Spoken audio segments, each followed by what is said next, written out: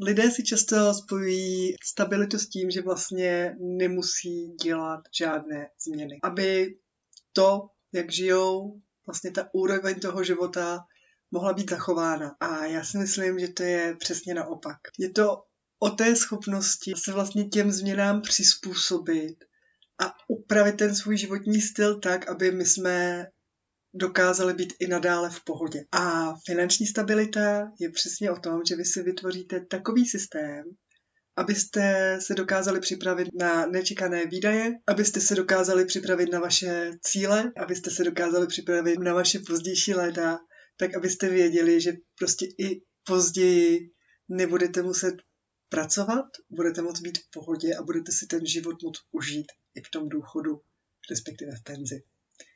Dobrý den, já jsem Markéta Langová, jsem maminka, která se zabývá osobními financemi pro naši rodinu i pro mé klienty. A dnes vás provedu tou myšlenkou, o čem pro mě je finanční stabilita a doufám, že vám budu inspirací. Jak už jsem naznačila, finanční stabilita je pro mě něco, kdy já jsem si vytvořila systém, ve kterým já se cítím v pohodě a který mě nechává vlastně v noci v klidu spát, protože vím, že ty aspekty mýho života, které potřebují nějaký finanční zatížení, tak jsou pokryty. Jak jsem řekla, ta finanční stabilita je pro mě důležitá z toho důvodu, abych se nevystavovala většímu stresu, než je v tom životě úplně nutný. Protože pokud vím, že přijde-li nějaká nečekaná situace, tak ji zvládnu, tak se mi asi dýchá líp, než pokud se pořád bojím, že něco přijde a já to prostě nedám, případně si budu muset vzít úvěr. Ta představa je pro mě natolik hrozná, že já jsem si prostě našla systém, který mi dává smysl a já jsem s ním v pohodě. Co jsem všechno vlastně proto, abych se cítila v pohodě, abych měla pocit, že jsem finančně stabilní, co jsem proto všechno udělala? Vytvořila jsem si systém, ve kterém já pracuji na tom, aby jsme měli dostatečnou finanční rezervu. Je fakt, že já jsem naší finanční rezervu rozdělila na 2 poloviny. Jedna polovina je na účtu mého partnera, druhá polovina je na mém účtu. A to z toho důvodu, že nejsme manželé a i kdyby jsme byli, ono to vlastně není zas tak velká role. V případě, že by se s jedním něco stalo, tak ten druhý si stále k té své polovině finanční rezervy v pohodě dostane. Abych předešla takovým těm nečekaným větším nárazům, kdy přijdou větší výdaje, pokud já o nich vím, a o hodně z nich já vím dopředu, rok, 2, 3, prostě oni se stále opakují, takže o nich vím, tak na ně začnu šetřit. A dělám to tak, že ten daný výdaj, na který šetřím, většinou my je máme na roční bázi, jako různá pojištění, ale jsou i takový, který platíme několikrát do roka, tak já jsem si prostě spočítala, kdy, v jakou dobu, kolik peněz v té dané obálce, protože já proto využívám obálky v Airbank, potřebuji. A vlastně dělám to, že každý měsíc já posílám nějakou poměrnou část. Jak jsem říkala, já jsem to spočítala, pokud se jedná o roční platby, tam je to v celku jednoduchý. Tam platím vždycky 12 každý měsíc. Pokud se jedná o nějaké sportovní aktivity, o různé kroužky, tak tam máme za A různé kroužky, za B je platíme několikrát do roka, tak tam jsem si prostě potřeba udělat tabulku a zjistit, jakou tu částku mám dávat, tak abych byla v každou tu chvíli, kdy platím za ten daný kroužek nebo za tu aktivitu, abych byla v pohodě. Já vám do popisku tady dám odkaz na video, které právě tohleto vysvětluje trochu víc dopodrobna, protože si samozřejmě snažíme ten život ujednodušit, co to jde, tak věci, které můžeme mít na trvalých příkazech, které jdou jednou za měsíc, jednou za půl roku, jednou za rok a jsou po každý ve stejné výši, tak my máme na trvalých příkazech. Mně nedává úplně smysl, abych měsíc co měsíc lezla do internetového bankovnictví, případně abych šla na poštu, do banky nebo kamkoliv a každý měsíc řešila totéž, když mi to internetové bankovnictví může udělat automaticky. To stejný vlastně aplikuji i v rámci těch jednotlivých obálek, protože už jsem to taky někde zmiňovala, Airbank má tu funkcionalitu, že z vašeho účtu ona umí do těch jednotlivých vámi nadefinovaných obálek poslat vámi jasně stanovenou částku. Takže vy se tím nemusíte každý měsíc zabývat, to všechno můžete posílat automaticky.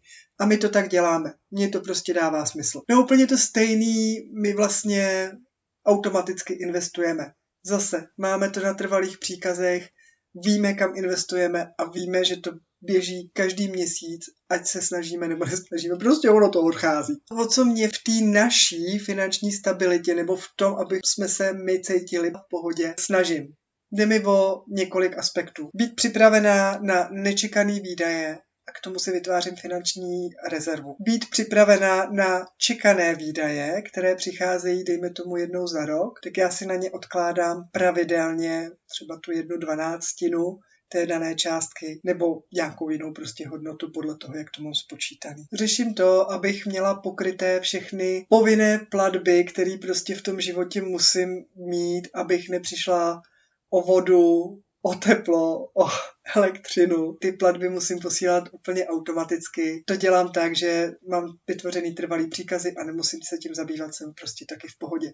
No a čtvrtou částí, která je pro mě hodně důležitá, je to, aby my jsme se připravili na to naše stáří. A ono je jedno, kdy to naše stáří přijde, jestli má přijít k 65, kdy odcházíme pro teď, kdyby jsme měli odcházet do důchodu, anebo jestli přijde dřív, protože si na to stihneme připravit dřív. Každopádně já dělám všechno pro to, abych nebyla závislá na státu, protože já opravdu nevím, co se přihodí, já opravdu nevím, jestli ten stát na nějaký důchody vůbec ještě bude mít, takže já dělám všechno pro to, aby jsme byli připraveni na to, aby náš důchod, naše penze byly fakt v pohodě, aby my jsme si nemuseli nic upírat nebo nic zásadního upírat. Já jsem vám vlastně ukázala, jakým způsobem na to jdu. Co je asi hodně důležitý zmínit, je to, že já si vždycky vytyčím ten jeden daný cíl, který nějakým způsobem zprocesuju, na tom zapracuju, o to se postarám a to pak nechám běžet automaticky. A pak se začnu zabývat něčím jiným. To znamená, že přišla chvíle, kdy jsem potřebovala spočítat, jaké jsou naše příjmy a naše výdaje. Tím tam jsem se potřebovala odpíchnout. To byla moje první fáze.